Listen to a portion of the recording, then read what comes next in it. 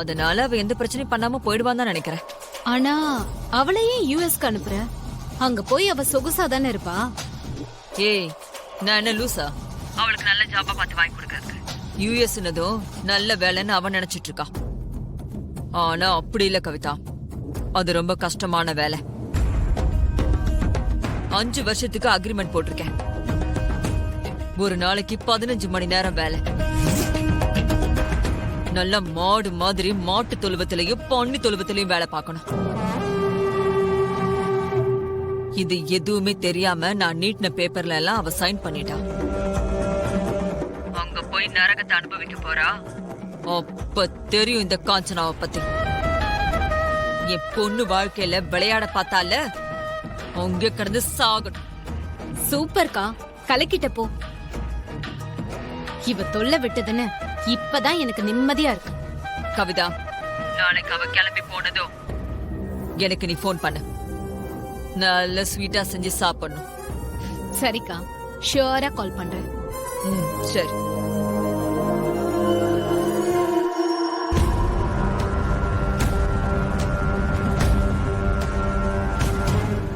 இந்த வீட்டை விட்டு போறதுக்கு மகா எப்படி ஒத்துக்கிட்டா?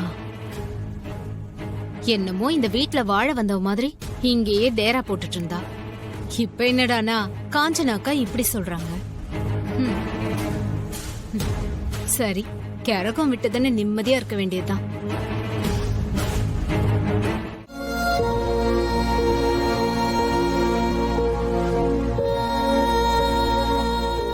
நான் கிளம்புறேன் தாத்தா. வரேன் பாட்டி. சரிம்மா. சரிம்மா, பார்த்து பத்திரமா போயிட்டு வா. என்ன ஆசீர்வாதம் பண்ணுங்க.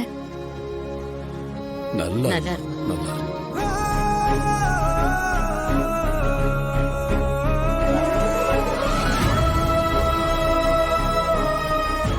திவ்யா எப்பவும் மகா மகான்னு உன் கூடவே தான் இருப்பா.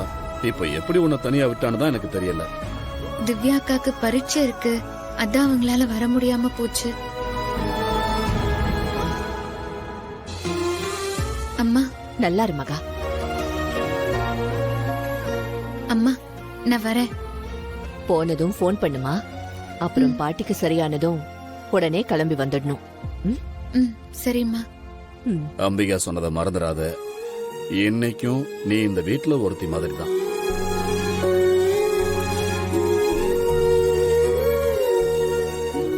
அதனால உன் பாட்டிக்கு சரியானதும் நீ உடனே வந்துடணும். புரியுதா?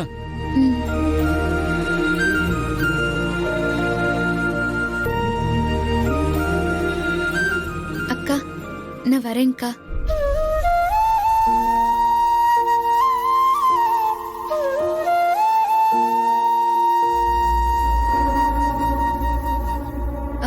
மயிலண்ண, நான் வரேன்.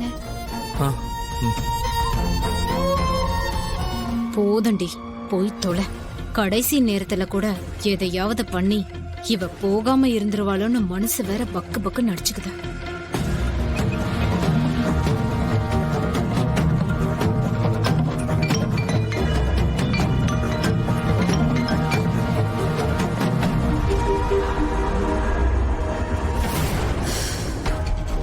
ஏன் கவிதா போன் எடுக்க மாட்டேங்கிறா?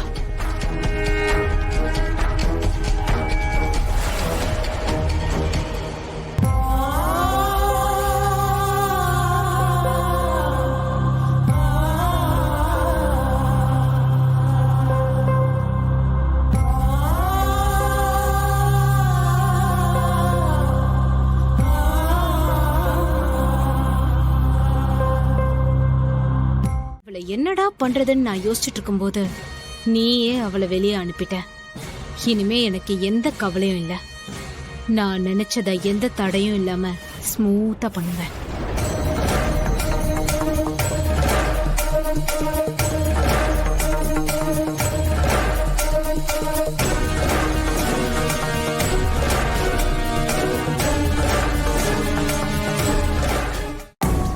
அவ எங்கேயோ எப்படியோ இருந்துட்டு போகட்டும்.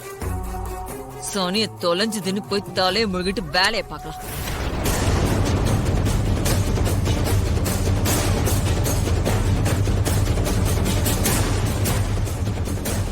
பிரபாகர், நீங்க எப்ப வந்தீங்க? இப்பதான். கவிதா, நான் அப்புறம் கூப்பிடுறேன். ம் சரிக்கா. திவ்யா எக்ஸாமுக்கு கிளம்பினால இல்லையா? அவ காலையில கிளம்பிட்டாங்க. அவ கார் வாசல்ல நிக்குது. பைக்ல போயிருக்கா. எக்ஸாம் எழுத எதுக்கு பைக்ல போற, கார் எடுத்துட்டு போடின்னு சொன்னேன். ஏன் பேச்ச அவ எனக்கு கேட்டிருக்கா. பைக்ல தான் போவேங்கிறா. சரி போட்டும் விடு.